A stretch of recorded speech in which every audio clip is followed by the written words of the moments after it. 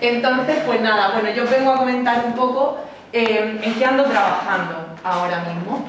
Y bueno, ya veis que Fernando ya lo ha dicho, no soy ninguna estrella poniendo lo que son títulos breves y sintéticos de las charlas, pero bueno, esto fue algo que me hizo mucha risa y dije, pues para adelante. Entonces vamos a empezar un poco así como rompiendo el hielo. A Fernando no lo voy a dejar participar mucho, no porque sea el jefe, sino porque ya va con un pequeño spoiler en la camiseta, pero yo quiero haceros alguna pregunta a las personas que estáis en el público. Entonces, ¿cuáles diréis que son los componentes que forman el ADN? ¿Sabéis cómo se llaman? ¿Sabéis cuántos son? ¿Sabéis si hay componentes o me estoy quedando con vosotros en la primera pregunta? ¿Serán 4? Serán 4, muy bien.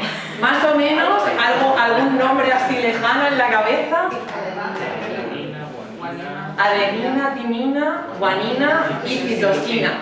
Venga, vamos a por la siguiente. ¿Quién descubrió el ADN? ¿Quién descubrió más bien la estructura? ¿Cómo se pliega el ADN? Gracias. Gracias, joder. Bueno, ahora hablaré de ella, ¿no? Pero bueno, el tema fue que verdaderamente, creo que fue en 1950, pero a mí me bailan un poco todas estas cosas, fue a Watson y Crick a quienes les dieron el Nobel por determinar la estructura del ADN. Gran injusticia, pero luego haré, sí, esos pringados que están ahí encerrados en la cárcel, y Rosalind Franklin es la de arriba. Ahora os contaré un poco de dónde vienen estos lodos, ¿no? Y bueno, esto es un poco la patata caliente. ¿Cuántos genes tenemos aproximadamente?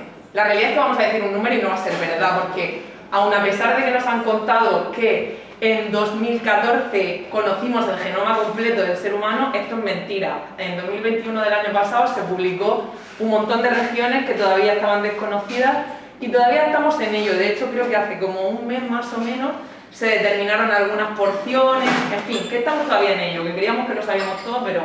Entonces, a lo patata caliente, ¿cuántos genes tenemos? No lo mires en Google, ¿eh? Aproximadamente. Un porrón. Pues aproximadamente como 20.000. Más o menos. Da igual, la cosa es que hayamos empezado de alguna manera.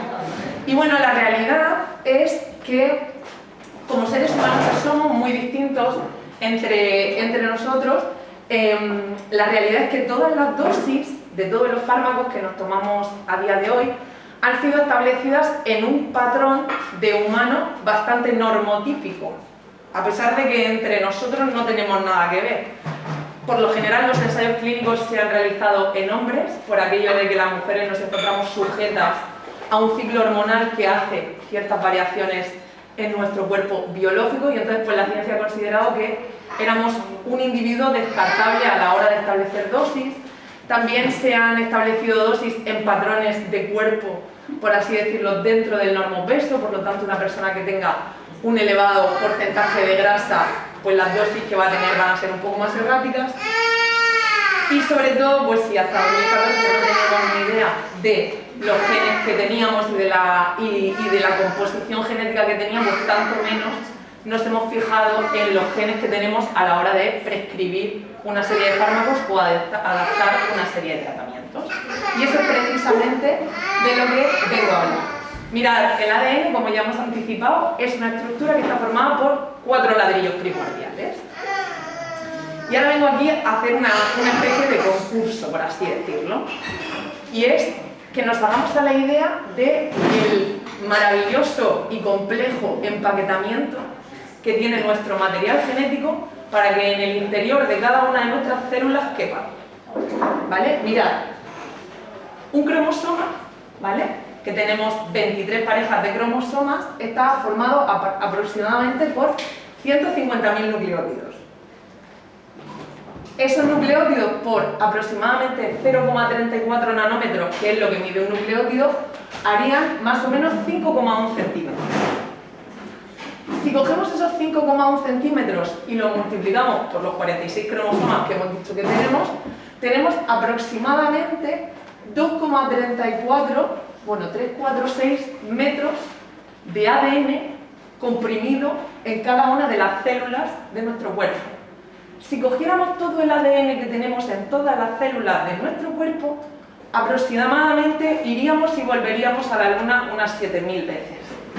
Y estos son los eucariotas riéndose de Maricondo, ¿no? Porque si yo hubiera tenido que organizar el ADN, que no sé ni plegar los calcetines para que me cierre el cajón, pero es que venimos riéndonos desde que somos seres eucarióticos, es decir, desde que tenemos un núcleo celular de Maricondo y de digamos, de un sistema de ordenación y de plegamiento perfecto, ¿vale? Y bueno, y aquí mi pequeño homenaje. Una de estas estructuras que permite ese plegamiento súper complejo y súper bien empaquetado es, entre otras cosas, la forma de doble hélice que tiene de enrollarse el ADN. Esto se descubrió gracias a la famosa fotografía 51 que consiguió en sus estudios, ¿vale?, como investigadora Rosalind Franklin, a partir de rayos X obtener. Sin embargo, pues como ya he hecho un pequeño spoiler, nunca se la reflejó ni en los estudios científicos de Watson y Crick, ni tampoco en el Nobel. Entonces, pues aquí mi homenaje. ¿Cuál es la razón de ser de todo esto? Bueno, la razón de ser es valorar si verdaderamente tiene algo de sentido esto de hacerle a alguien a priori una prueba farmacogenética, es decir, indagar esa gran cantidad de metros que esta persona tiene en su ADN, tiene algún sentido a priori antes de prescribirle un tratamiento farmacológico. Porque yo no sé si alguna de vosotras o vosotros lo ha vivido en su propia piel, pero cuando te pautan un fármaco, pues puede ser que ese fármaco sea para ti eficaz, es decir, que solucione el problema que tienes y que además sea seguro, es decir, enhorabuena, no tienes ningún efecto adverso, no te duele la cabeza, no sientes náuseas. Puede ser que ese fármaco, ¿vale?, sea eficaz, pero al mismo tiempo sea inseguro, es decir, bueno, tu problema se resuelva y sin embargo pues experimentes cierta diarrea, cierta hipotensión, cierto mareo.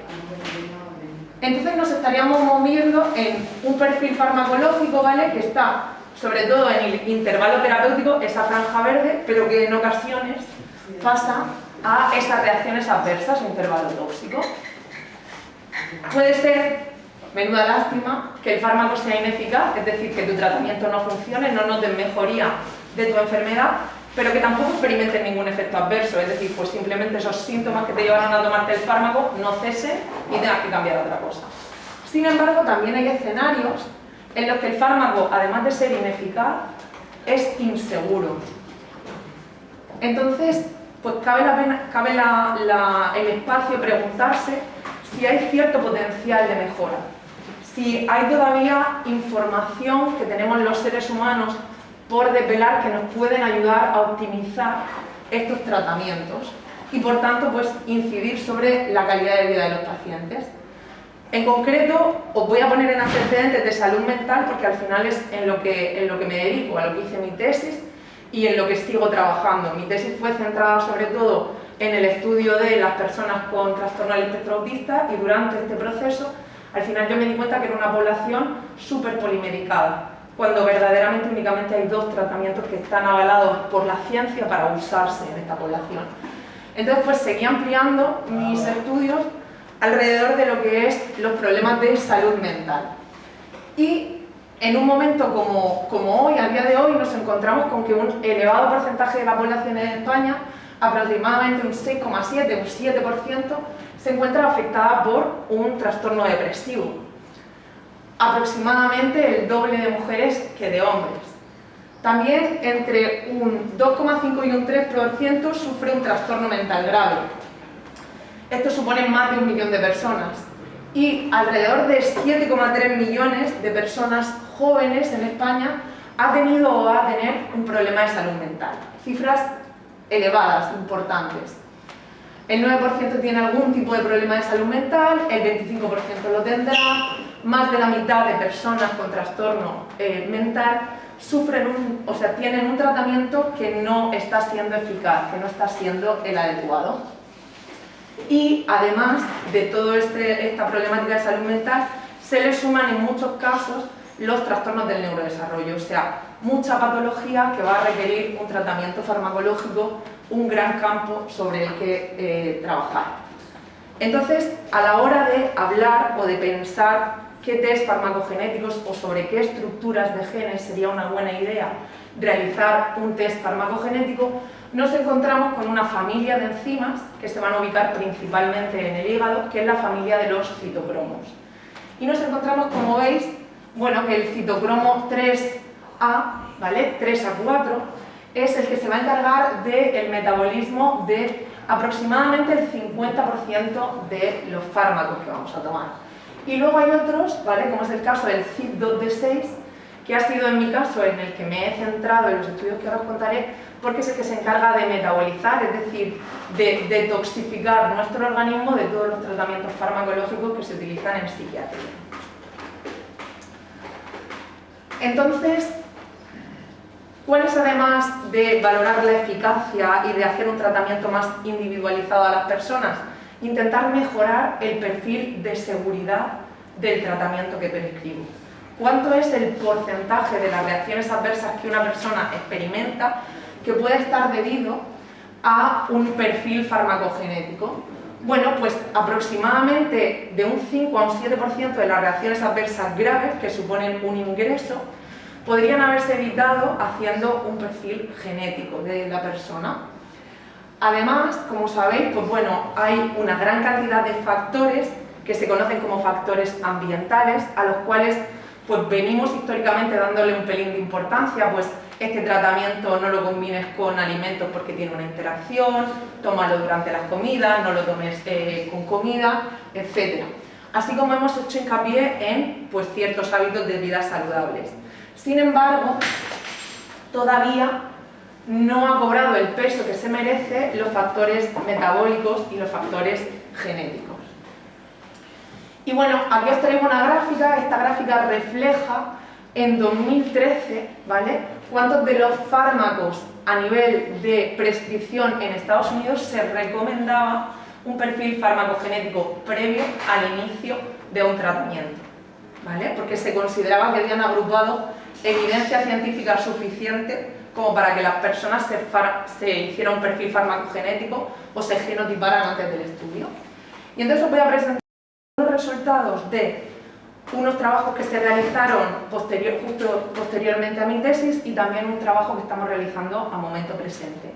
Esta investigación en concreto la realicé en la Universidad Miguel Hernández, que fue donde hice la tesis, y en el Hospital General de Alicante, que fue el laboratorio de investigación donde yo desarrollaba los estudios. De momento ha dado lugar a algunas publicaciones y bueno, os voy a contar algunas de las cosas que hicimos en ese estudio. Como ya os he anticipado, nos centramos sobre todo en una población con trastorno del espectro autista porque era aquella población que yo ya venía observando que había una polimedicación muy acentuada sin tener un cierto sentido, por así decirlo, sin estar justificado a nivel de ficha técnica. Es una población compleja, ¿vale? Sabéis que el trastorno del espectro autista es una entidad que tiene una alteración en el ámbito de la reciprocidad social, luego tiene otra área, por así decirlo, de síntomas de comportamientos estereotipados y repetitivos, y luego tiene problemas a la hora de la comunicación y el desarrollo del lenguaje. Pero además es una entidad que raramente se ubica como sola, por así decirlo. Una persona cuando tiene trastorno del espectro autista suele tener al menos otra comorbilidad asociada, siendo estas típicas, pues, por ejemplo, la epilepsia o la discapacidad intelectual o el trastorno por déficit de atención e hiperactividad o algunas alteraciones gastrointestinales o el insomnio.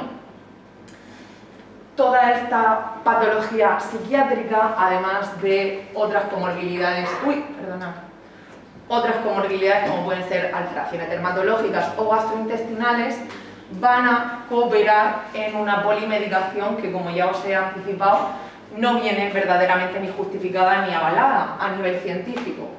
Van a ser personas que van a tener una elevada prescripción de antipsicóticos, alrededor de un 66%, también van a tomar anticonvulsivantes, o bien porque tengan epilepsia o como moduladores de ánimo, van a tomar ansiolíticos, antidepresivos.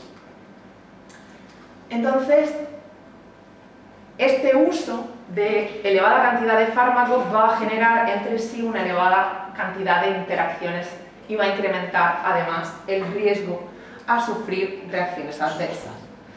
Entonces, esa probabilidad de incrementar las reacciones adversas asociadas a los medicamentos como por ejemplo hemos dicho que los antipsicóticos iban a ser uno de los tratamientos más prescritos, pues algunas de las reacciones adversas de los antipsicóticos son alteraciones de la marcha, temblores, alteración del perfil lipídico, alteración del perfil glucídico, síndrome metabólico, etc.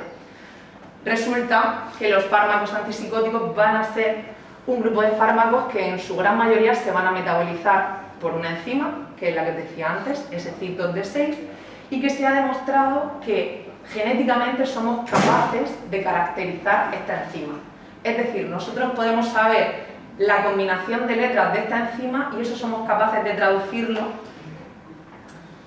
en una enzima, ¿vale? Va a metabolizar el 25% de todos los fármacos y dentro de los antipsicóticos la gran mayoría, no sabría decir el porcentaje exacto, pero un elevado porcentaje, casi 3/4 partes de los antipsicóticos.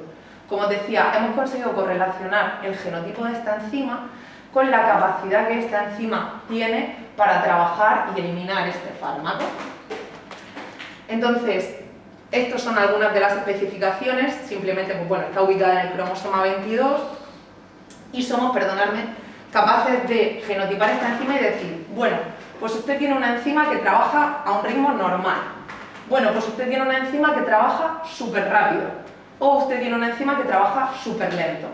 ¿En qué se van a traducir estas afirmaciones? Estas afirmaciones se van a traducir en que si yo estoy tratando a la persona con un fármaco que se va a metabolizar por esa enzima, la tendencia de esa persona va a ser a acumular gran cantidad de fármacos si su enzima trabaja poco, ¿verdad? ¿Y si esa persona no toma uno, sino que 3 fármacos por esa enzima? Bueno, pues será, pensamos, típico que veamos en esa persona toxicidades y reacciones adversas en una frecuencia superior a la que están descritas en ficha técnica. Entonces, bueno, vamos a ver. Nosotros nos planteamos que, bueno, un estudio de farmacovigilancia en la población con trastorno del espectro autista podía ser una buena idea. Podía ser una buena idea que además ayudaría a mejorar y a individualizar su tratamiento farmacológico. Podría incluso ayudar a que se redujeran posibles reacciones adversas asociadas al tratamiento y en todo este marco, en todo este deseo, conocer el perfil de cada uno de los participantes de este estudio de esa enzima metabolizadora ayudaría a disminuir las reacciones adversas. Entonces, pues nos planteamos como objetivo principal evaluar cuál era la seguridad a la que nuestros participantes estaban expuestos o a la inseguridad a través de su tratamiento farmacológico y relacionarlos con su fenotipo, con si su enzima trabajaba más o menos, mejor o peor. Entonces empezamos a, a desarrollar un esquema de trabajo en el que íbamos a recoger aquellas comorbilidades o diagnósticos que aparecían en los historiales clínicos de las personas en el hospital de manera retrospectiva durante 2 años.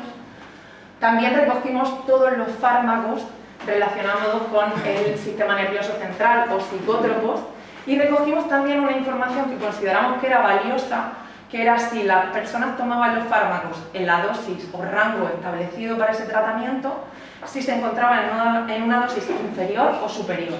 ¿Por qué consideramos que esto era importante? Pues bien, podíamos encontrarnos a lo mejor con que una persona que tenía un metabolismo rápido de la enzima y por tanto el tiempo hipotético que el fármaco permanecía en el cuerpo era inferior, el médico le venía, por así decirlo, por estudio-error, aplicando una dosis superior a la recomendada en ficha técnica precisamente porque encontraba que en una dosis a la que el fármaco debería estar siendo eficaz, no lo estaba siendo. Pero claro, había una cuestión genética por detrás de eso. Y luego hicimos de manera prospectiva durante 1 año un estudio de reacciones adversas. ¿Qué pasa con las reacciones adversas? Normalmente las reacciones adversas son complejas porque tú únicamente puedes imputar una causalidad, pero solo vas a saber que un fármaco está produciendo una reacción adversa si tienes el valor de quitarlo. Y entonces ver que ese efecto adverso desaparece cuando el fármaco se ha lavado, por así decirlo, del organismo, ha desaparecido del organismo. Y nos encontramos con una población en la que difícilmente pues los médicos de atención primaria y los psiquiatras se atreven en muchos casos al fenómeno de la deprescripción, porque es en plan de todo el mundo se acuerda algún tiempo anterior en el que aquella persona estuvo completamente descompensada a nivel farmacológico o con una sintomatología bastante disparada. Luego, con respecto a esta enzima, ¿vale?, caracterizamos ese citocromo utilizando una técnica que es una PCR, que bueno, pues pandemia después ya todo el mundo sabemos lo que es una PCR, más o menos, y clasificamos a la gente por su perfil farmacológico y metabólico. Extrajimos ADN, lo extrajimos a partir de sangre, porque normalmente se extrae a partir de saliva, pero era muy complejo en esta población. No voy a entrar en cómo genotipamos el citocromo, pero sí os voy a contar brevemente los resultados. Encontramos unas comorbilidades relacionadas, o sea, que estaban en la línea de lo que se había descrito, es decir, la prevalencia de la epilepsia y del insomnio en nuestra población estaban en línea con lo que se venía describiendo.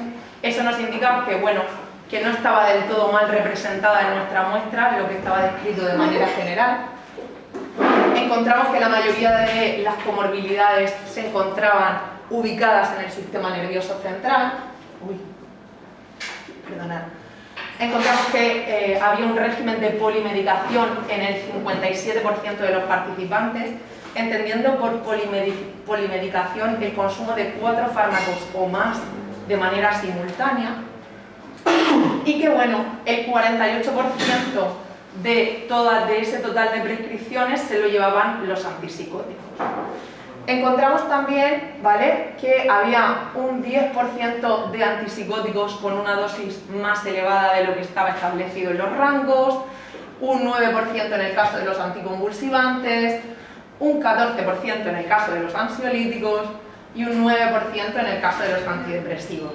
¿Vale? Bueno, a pesar de que la mayoría, ¿vale?, lo estamos haciendo bien, ¿vale?, la mayoría de las dosis de los tratamientos se encontraban dentro de los rangos establecidos, curiosamente pues nos encontramos ciertos fármacos o un porcentaje de los fármacos que se encontraba fuera de dosis, o bien superior o inferior, ¿vale? Los porcentajes en inferior son un poquito menores, pero existen también. Cuando intentamos evaluar las sospechas de las reacciones adversas, vimos que la gran mayoría de reacciones adversas estaban imputadas a un tratamiento farmacológico con antipsicóticos. No es ninguna novedad, por probabilidad lo que más se toma la gente va a ser la causa de la mayor eficacia, pero también del mayor número de efectos adversos.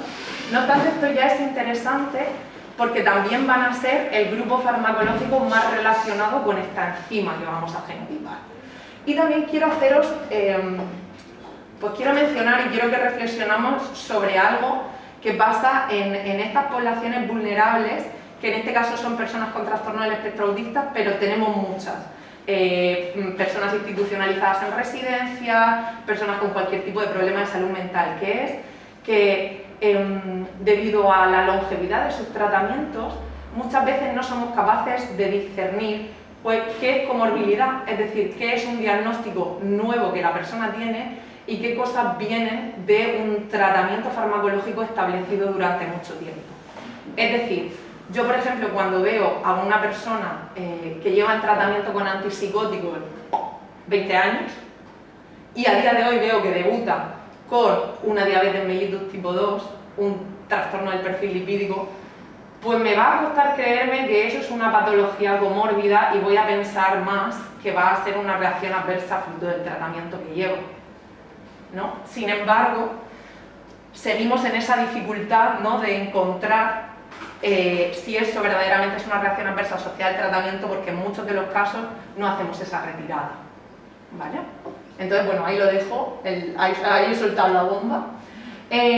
Bueno, como os decía, se registraron, a pesar de esta complejidad que os digo, una mediana, ¿vale?, de una reacción adversa por paciente. Las más típicas fueron del sistema nervioso y enfermedades metabólicas, que son dos entidades que están muy relacionadas con esos antipsicóticos. Y entonces nos inventamos como una manera de poder medir cuánto de frecuente o de infrecuente o de normal era lo que nosotros estábamos viendo en nuestra pequeña población frente a lo que estaba descrito en general.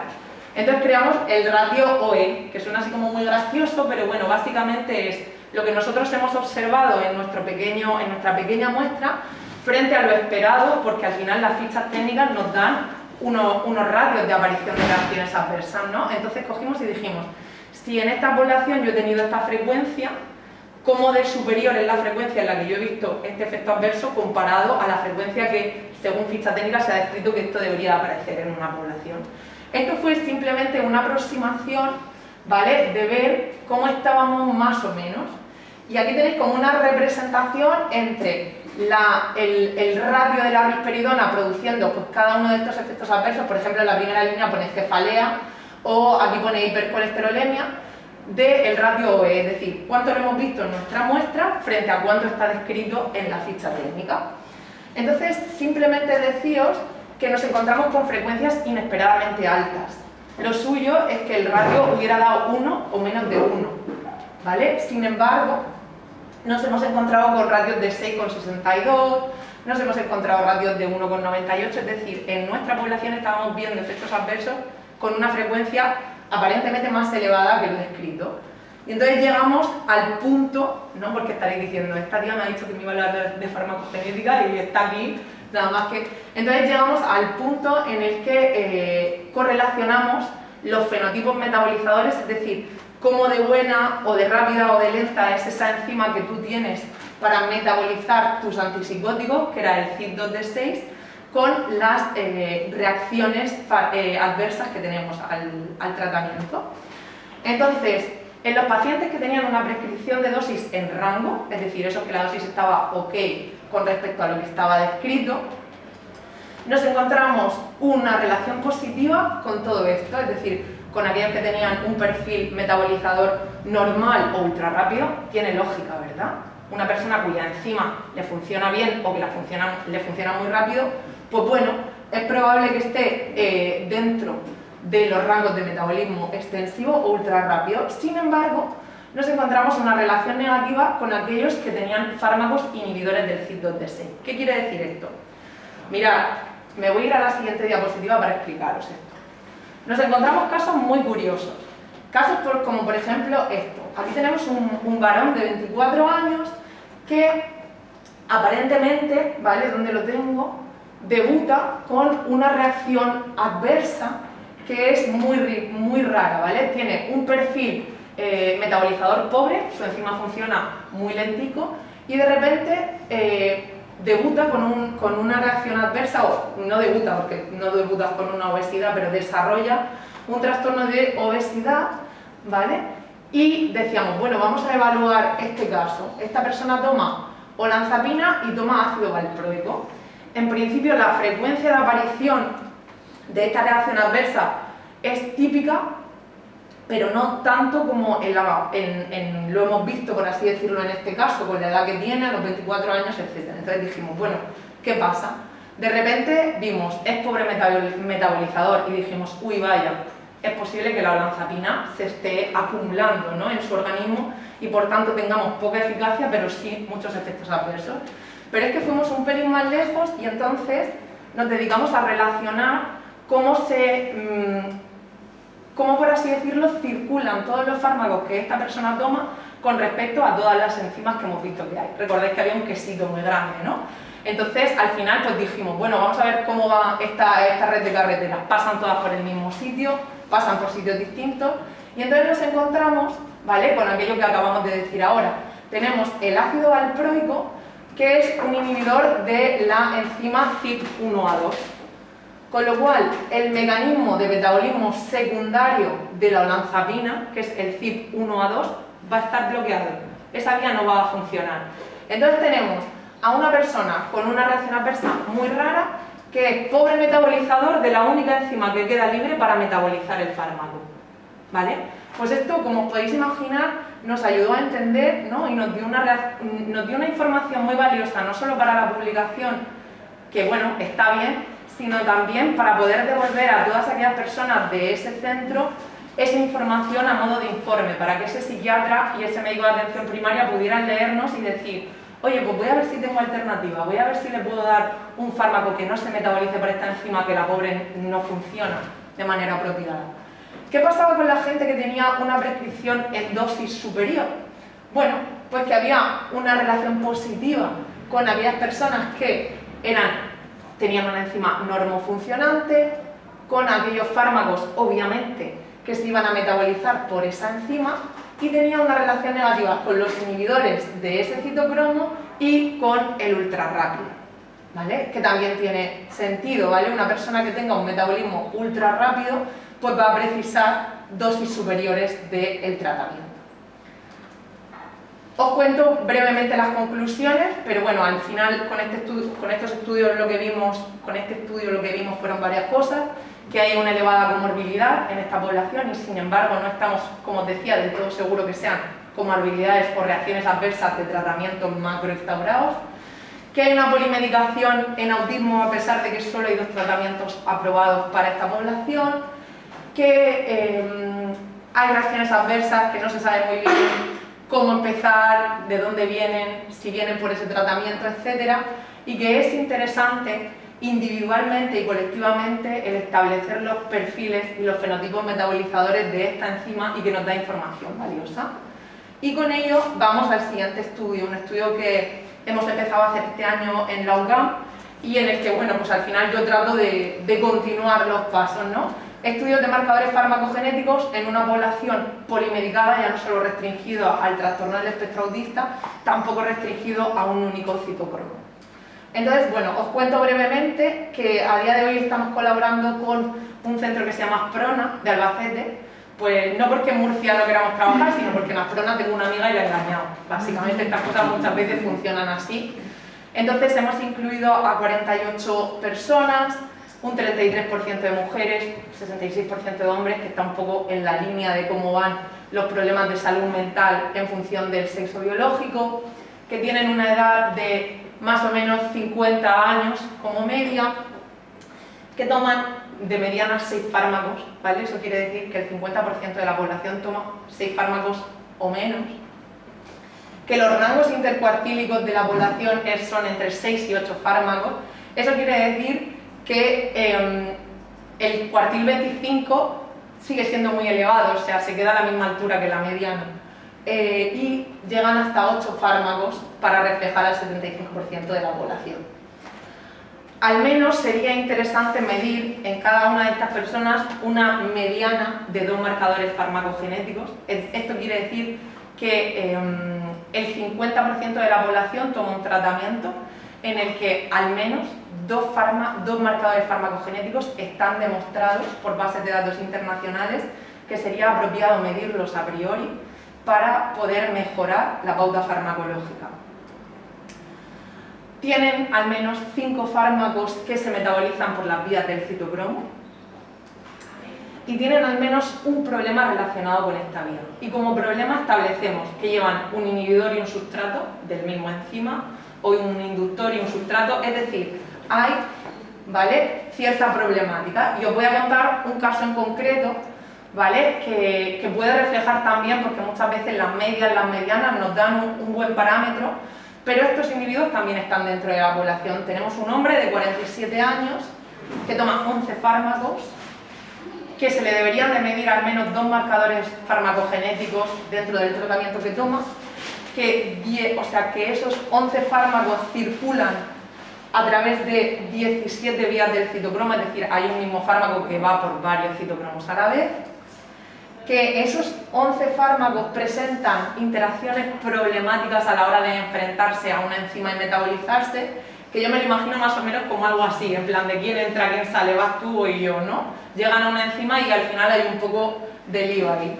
Entonces, bueno, pues este es el momento presente, ¿no?, en el que nos encontramos en esa investigación y vamos hacia el camino de ofrecer el que todas las personas también conozcan si son metabolizadores ultra rápidos, si son eficientes, si son intermedios, si son lentos o si son nulos, de manera que podamos dejar de indicar ciertos fármacos si la persona es una metabolizadora pobre o modular un poco mejor las dosis que se van a prescribir.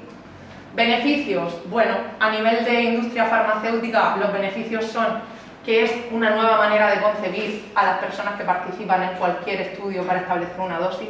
entender que genéticamente somos diferentes nos va a ayudar a, por ejemplo, poder rescatar moléculas farmacológicas que podríamos haber o podemos haber defenestrado simplemente porque había algo en ese bosque, ¿no?, que no nos dejaba ver los árboles individuales. También van a tienen un componente ético, entre otros, pues esa mejora de la calidad de vida, esa individualización del tratamiento. Van a aportar o aportan valor al diagnóstico médico a la hora de establecer una mejor prescripción para ese paciente, perdonadme. Y luego van a mejorar en términos de economía, ya que tanto las interacciones farmacológicas como las reacciones adversas asociadas a interacciones en los tratamientos generan ingresos, generan visitas a urgencias, generan problemas que pueden ser agudos o que se cronifiquen para una persona. Entonces, pues bueno, toda esta información al final es valiosa y es en pro de mejorar la calidad de vida de las personas. Y nada, muchas gracias por vuestra atención y aquí me tenéis para lo que queráis.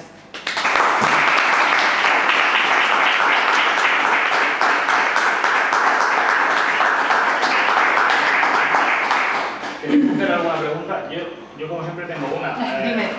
La primera es, desde el punto de vista de investigación, la verdad que es impecable, pero esto luego, ¿cómo se puede trasladar a la práctica de la medicina del día a día? ¿Esto cómo se puede llevar para que, ocurriendo que alguien sea un paciente crónico, pueda ir a su médico y le diga necesito que me veáis esto? Ni siquiera que él lo diga, no tiene que ser esa persona, sino que tiene que ser el médico claro, de esa necesidad.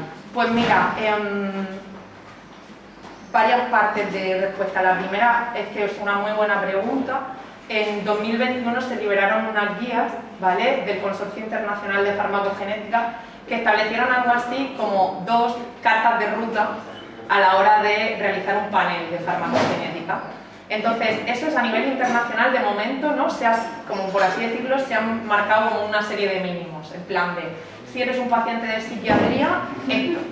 Si eres un paciente de dolor crónico, esta hoja de ruta, ¿no? Eso va por un lado.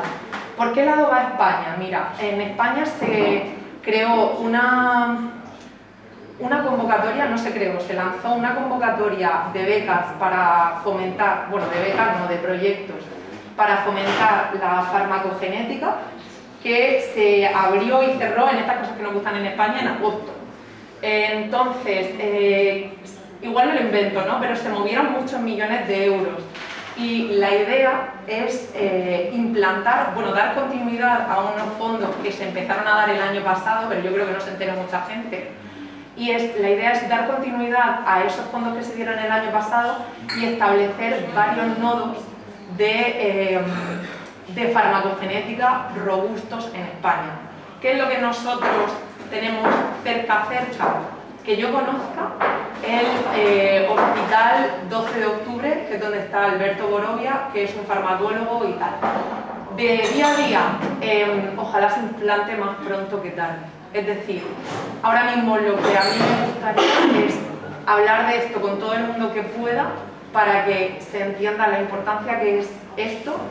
La gente que ha estudiado medicina, por así decirlo, reciba cierta inquietud en el problema y empiecen a mover este tema. En el Hospital de Alicante, por ejemplo, que es lo que yo conozco, en consulta de dolor se hace ya de rutina el CYP2D6, el OPRM, que es el gen que codifica para el receptor opiáceo, y algunos genes que se encargan de encargarse de la introducción de los opiáceos en el sistema nervioso central. O sea, están como expresados a nivel de barrera hematoencefálica y tal.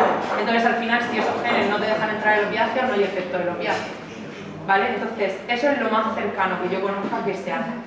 Pero y bueno, todo en oncología se hace muchísima farmacogenética. No, para añadir que es verdad que todo lo que dice Pura es a nivel público, pero es verdad que a nivel privado sí que me han ofrecido a mí en la farmacia, hay un laboratorio privado gallego que está haciendo estudios a pacientes. Entonces sí que puede, o sea, ellos me lo han ofrecido a mí para que yo lo venda en la farmacia. Un paciente que tiene toda esa problemática pueda ir, pagar, que son como unos 300 euros, y le hace mapa. ¿Qué es el problema? ¿Qué cuesta? Claro, cuesta 300 euros. Entonces lo ideal es lo que dice Pura, O sea, que aprovechen esos fondos y hacer un sistema robusto de genética y que se lo haga todo el mundo porque se ahorraría costes. Claro, por ejemplo, nosotros hemos presentado ahora para las becas FIS que se han cerrado hace relativamente poco, el 15 de marzo, presentamos un proyecto multicéntrico en el que valoramos hacer un genoma completo de personas con autismo, ¿no? Yo sigo en mi monotema. El precio estimado por muestra son 37 euros. Obviamente un laboratorio privado tiene que sacar su fondo, su cosa, su persona que tiene ahí trabajando, su informe. Pero lo que viene siendo el coste de eso, 37 euros. Claro. Has comentado lo de, Sí. lo de que no se hacen pruebas en mujeres porque no es un sujeto tal. Me parece una cosa como de hace 50 años, ¿eso sigue pasando? No es tanto, no son 50 años lo que hace de eso, no. No, o sea, consideran que somos sujetos complejos en muchas de las cosas y sobre todo por el ciclo hormonal hay muchas alteraciones, por ejemplo, en la respuesta a mogollón de grupos de fármacos. ¿Vale? Por ejemplo, los antihipertensivos, por ejemplo... Debería hacer eso que fuéramos un sujeto más interesante y no menos.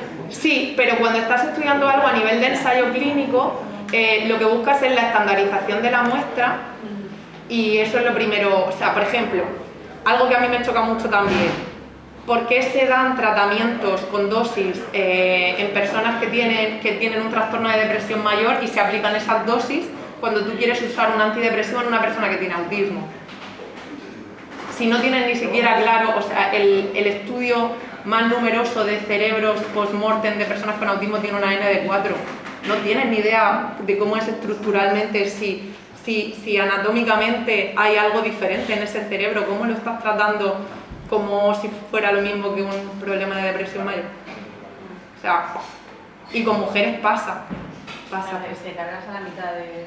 Claro, de la población. por un tema de estandarizar la muestra.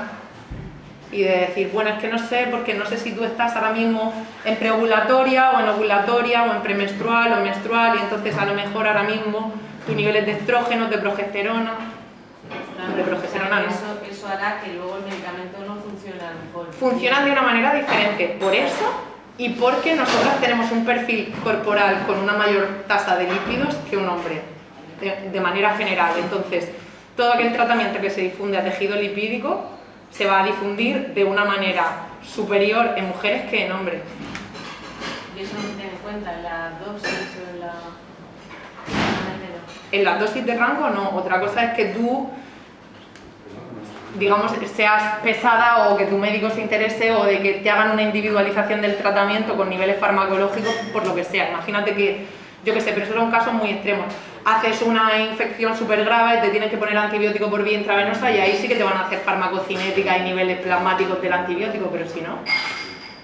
Entonces, pues bueno, por esa parte la vancomicina que difunde mucha grasa te has salvado, pero hay un montón de cosas que difunden un montón a grasa. No, pero realmente se ahorrarían dinero porque nosotros lo vemos todos los días. Te tratan para una cosa, te produce un efecto adverso. Te tratan por ese efecto adverso, que te produce otro efecto adverso. Y entras en una cascada de efectos adversos con 10 medicamentos que a lo mejor...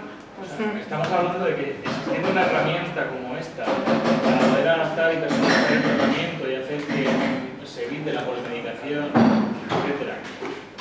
Y sobre todo hacer un tratamiento personalizado, distinguiendo hombres y mujeres, todo tipo de género y todo tipo de condiciones. No la estamos haciendo y estamos quejándonos continuamente de la polimedicación, del uso que se hace. lo que hacen es intervenir el precio y bajar. O sea, España es de los pocos países que interviene el precio del medicamento y por eso el ibuprofeno vale 1 euro, el omeprazol vale 2 euros, porque ellos piensan que es la manera, pero efectivamente, como dice Cura, no lo es. Y luego, sobre todo, que hay puntos como de no retorno, por así decirlo, o sea, puntos en los que tienes... le has creado a una persona una diabetes secundaria a tratamiento. Claro, eso me comenta bastante, que dices, si le retiro el medicamento y veo que se retira el efecto adverso, pero si le has creado una diabetes, ya no se retira el efecto adverso tampoco. Claro, y por no hablar, porque mira, voy a abrir el melón, por no hablar de la cantidad de efectos adversos relacionados con la actividad sexual, que en esta población, olvídate, pero vamos, los antipsicóticos causan disfunción eréctil y disminución de la libido, así. Y luego decimos, ay, ¿por qué esta persona está agresiva? Vaya. Esto es por eso hay grandes núcleos muy vulnerables de población que a mí me despiertan mucha curiosidad y ganas de pues, tocar las narices también un poco, porque al final es en plan... Cuando intentas hacer este tipo de cosas, generas o mucho miedo, en plan de madre mía, esta tía que va a hacer aquí me va a decir que lo estoy haciendo mal, o generas mucho equipo, porque pues, al final, y yo prefiero pensar que lo mejor es lo segundo, al final un médico, una médica no está formada en todo, hay muchas de las cosas de las que en su momento le hablaron durante la carrera que obviamente olvidas porque el día a día no las... Pero yo al menos considero que hay ciertas cosas y ciertos conocimientos que es importante que empiecen a tomar un valor. Y por lo menos en el estudio que ya finalizamos en Alicante, pues hubo como mucho agradecimiento y como mucho cariño al recibir los informes de la gente, porque a lo mejor no cambiaron la pauta farmacológica porque está ese miedo de las familias y de los cuidadores y de todo a que de repente le trastoques un poco la dosis de tal y esa persona se desequilibre, pero por lo menos pudieron entender algunas de las cosas, pudieron comprender por qué esta persona de repente hizo, yo qué sé, ese incremento de peso tan brutal al empezar un tratamiento. Y yo, si me dejáis, me quedo aquí hablando todo el día.